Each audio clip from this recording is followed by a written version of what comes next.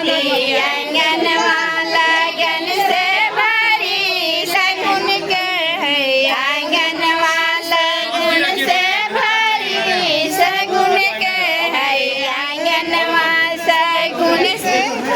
सोलहो सिंगार करी चाची निकली सोलहो सिंगार करी निकली चाची के जोड़ा चाचा से लगी लगन होती आंगनवा लगन से भरी लगन होती आंगनवा लगन से सोलहो सिंगार करी दीदी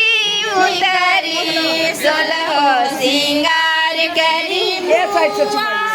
दीदी के जोड़ा जीजा से लगी हाजी फीवा के जोड़ा फूफा से लगी लगन होती आंगनवा लगन से भरी लगन होती